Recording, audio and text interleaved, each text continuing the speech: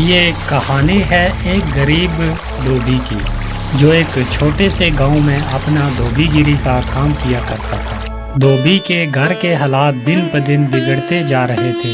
घर में जो भी राशन था वो भी खत्म होता जा रहा था। फिर ऐसे ही एक दिन धोबी ने अपनी पत्नी से कहा, अब मुझे और यहाँ नहीं रहना। यहाँ तो ना कोई कमाई हो पा रही है, ना कोई काम मिलता है। अरे पड़ोस का गांव बहुत बड़ा है, अब मैं वहां जाकर अपना धोबीगिरी का काम करूंगा। कुछ दिन घर से दूर रह लूंगा, कम से कम घर का खर्चा चलाने लायक कुछ कमाई तो हो जाएगी। क्यों जी, वहाँ के लोगों के कपड़े अभी तक किसी ने धोए नहीं क्या, कि आपको वहाँ जाकर ही धोबीगिरी करनी है? अरे अपनी जन्मभूमि में रहकर दो सिक्के कमाए नहीं जाते तुमसे कि चले पराए गांव कमाने के लिए। फिर अगले दिन सुबह चुपचाप धोबी अपने घर से निकला और दूसरे गांव की तरफ चल दिया। दोपहर होने तक वो पड़ोस के गांव में पहुंच गया। हारा थका जब धोबी वहां पड़ोस के गांव में पहुंचा तो वो हैरान रह गया ये देखकर कि उससे पहले ही वहां पर बहुत सारे धोबी हैं जो अपना काम काज कर रहे हैं। अरे यहाँ तो इतने सारे धोबी मुझसे पहले ही अपनी दुकान लगाए बैठे हैं। ऐसे मुझ अनजान धोबी के पास ग्राहक कैसे आएंगे? लगता है इस गांव से भी खाली हाथ ही लौटना पड़ेगा वापस। नहीं नहीं, खाली हाथ भी तो घर नहीं जा सकता, लेकिन क्या करूं? तभी फिर धोबी ने ग्राहकों को अपने पास बुलाने की एक तरकीब सोची। फिर उसने अपनी दुकान लगाई नदी के किनारे और वहाँ पर एक बड़ा सारा बोर्ड लगाया और बोर्ड पर बड़े बड़े शब्दों में लिख दिया, सबसे सस्ता धोबी। यहाँ हमारे कपड़े धोने के साथ साथ इस्त्री मुफ्त में की जाती है। और लोगों ने जब ये चीज़ देखी तो उन्हें कुछ नया देखने को मिला। अरे वाह, कपड़े धुलाई के साथ इस्त्री मुफ्त। अरे भाई ये लो, मेरे कपड़े ज़रा अच्छे तरीके से धो देना और साथ में अच्छी से इस्त्री भी कर देना। हाँ हाँ सेठ जी, अभी किए देता हूँ। फिर धोबी ने अच्छे तरीके से कपड़े धोकर इस्त्री करके सेठ को दे दिए। ये लीजिए, अब आपके कपड़े एकदम नए जैसे बन गए हैं। अरे भाई वाह, ये तो कमाल हो गया, सच में ये तो बिल्कुल नए जैसे लगते हैं। ऐसे ही फिर दूसरा ग्राहक आया, फिर तीसरा। उसने फिर बहुत मेहनत से काम किया। कुछ ही दिनों में उसने 5 सोने के सिक्के जमा कर लिए। आज तो मैंने बहुत सारे पैसे कमा लिए। यदि ऐसे ही काम काज चलता रहा तो मैं कुछ ही दिन में काफ़ी पैसे जमा कर लूँगा और एक घोड़ा खरीदूँगा। उनमें से 2 सोने के सिक्कों के बदले उसने एक व्यापारी से एक घोड़ा ले लिया और घर लौटने का फैसला किया। अगले दिन उसने अपना सारा सामान बांधा और घर के लिए निकल पड़ा। अपने रास्ते में उसे एक घने जंगल से गुजरना पड़ा, जहां पर उसने डाकुओं का एक झुंड देखा। हे भगवान, ये तो डकैत लगते हैं, ये तो मेरा सारा पैसा लूट लेंगे। मैं एक बार फिर से गरीब हो जाऊंगा। अब मैं क्या करूं? कुछ तो करना पड़ेगा। वो धोबी बहुत चतुर था, उसने हिम्मत नहीं हारी। फिर एक तरकीब सूझी। उसने एक सोने का सिक्का लिया और घोड़े के गले में बांध दिया। फिर आगे चल पड़ा और डाकुओं ने उसे पकड़ लिया। अरे ओ, जल्दी जल्दी अपना पैसा निकालो, फटाफट करो।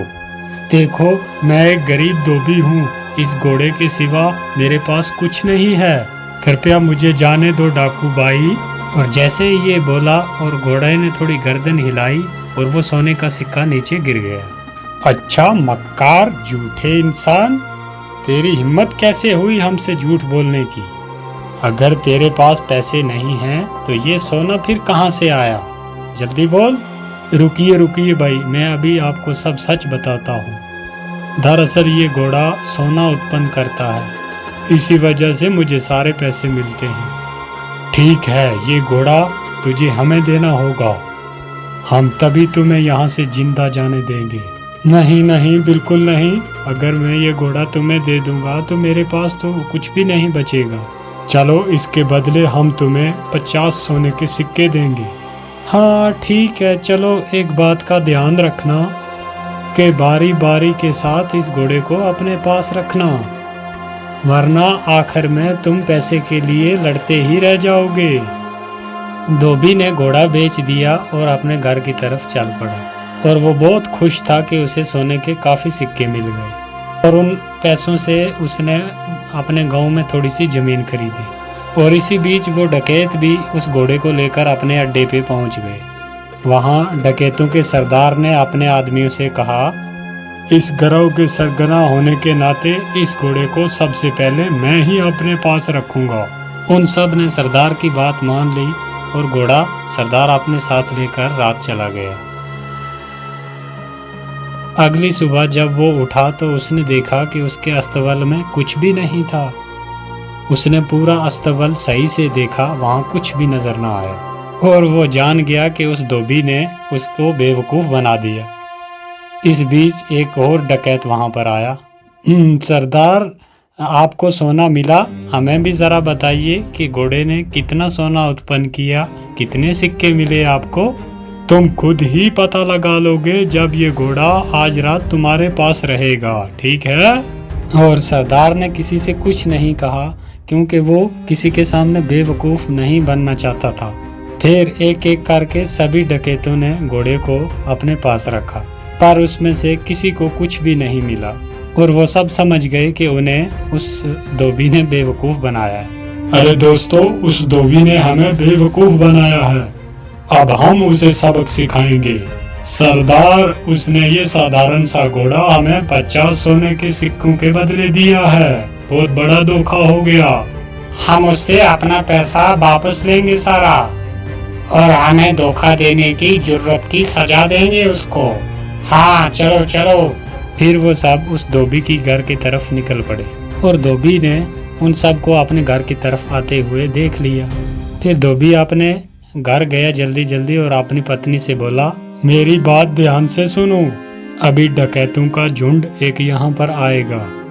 जब वो मेरे बारे में पूछे तो उनसे कहना कि मैं घर पे नहीं हूँ, खेतों में काम कर रहा हूँ। ये बोलकर वो अपने घर के पीछे छुप गया। कुछ देर के बाद वो डकैत वहां आ पहुंचे। वो धोबी कहाँ है? हम उससे बात करना चाहते हैं, जल्दी बुलाओ उसे। वो तो अपने खेत में गए हुए हैं काम करने के लिए। रुको, मैं अपनी बकरी को भेजती हूँ उन्हें बुलाने के लिए।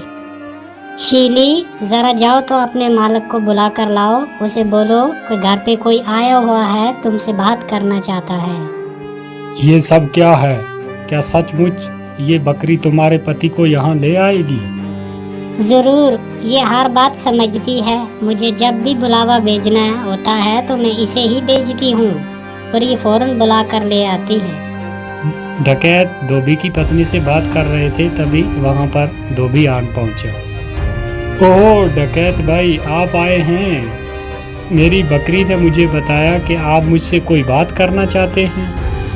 हमें तुम्हारे इस घोड़े से कुछ नहीं मिला, तुमने हमें धोखा दिया। हमने तुम्हें इसके बदले 50 सोने के सिक्के दिए थे। अरे भाई, ये कैसी बात कर रहे हो? लगता है आपको कोई गलतफहमी हुई है।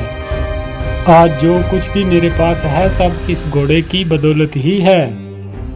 अच्छा चलो ठीक है, हम एक बार आप पर फिर विश्वास कर लेते हैं, पर उसके बदले तुम्हें ये बकरी हमें बेचनी होगी। अरे नहीं, बिल्कुल नहीं, मैं इस बकरी को तुम्हें बिल्कुल नहीं बेच सकता। अरे चलो, हम तुम्हें इसके लिए 30 सोने के सिक्के देंगे।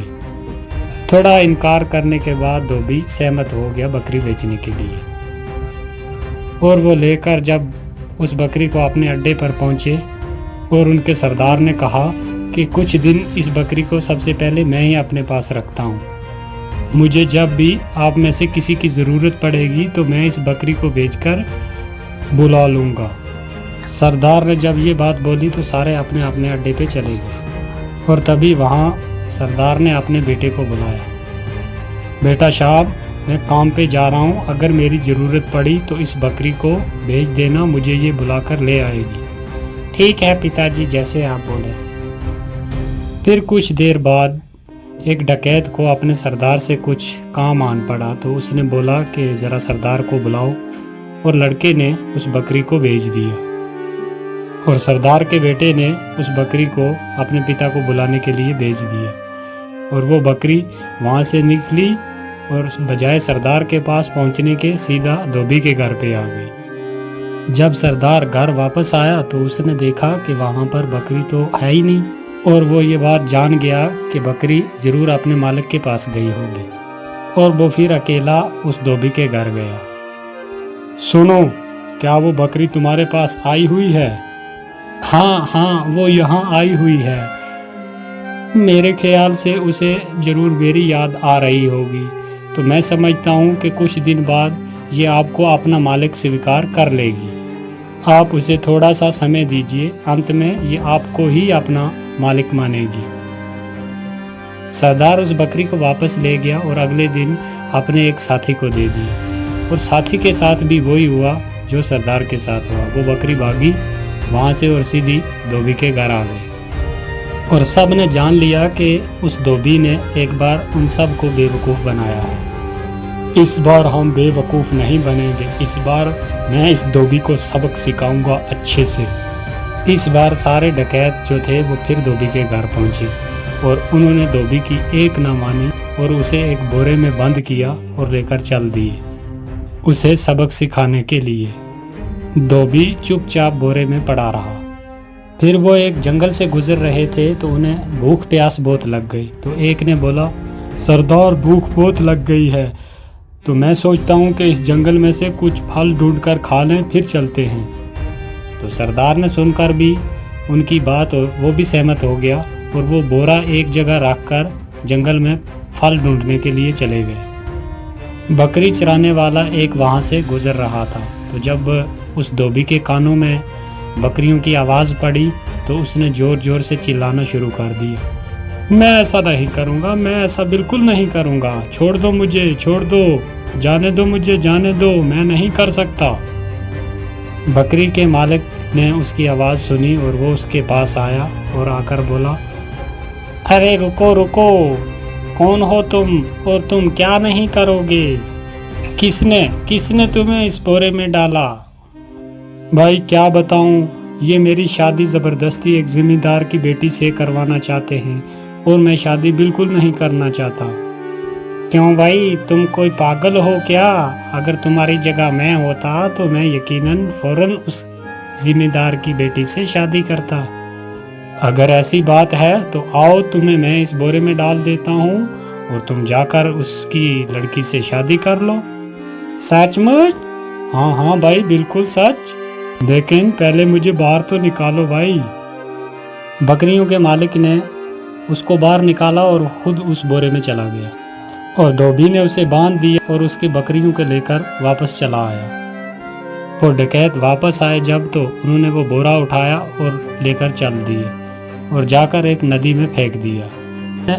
नदी में फेंक कर वो वापस आ रहे थे, उन्होंने धोबी को बकरियों के साथ देखा और वो हैरान रह गए।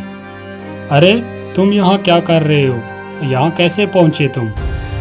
डकैत भाई, उस नदी के नीचे एक जादुई स्थान था और वहाँ पर बहुत सारा सोना है और मैंने थोड़ा सा उठाया और जिसकी कुछ ये बकरियाँ खरीदी और अपने घर जा रहा हूँ।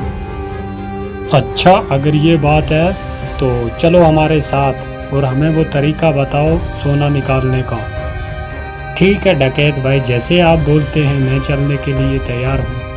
फिर वो जब नदी के पास पहुँचे तो उस धोबी ने उनसे कहा, देखो भाई, गलती कोई भी मत करना। एक आदमी इसमें छलांग लगाएगा, जब वो हाथ हिलाएगा तो उसके बाद दूसरा, फिर तीसरा, ऐसे तुम सब जाना और एक बार सारा सोना इकट्ठा करके लेके बाहर आ जाना।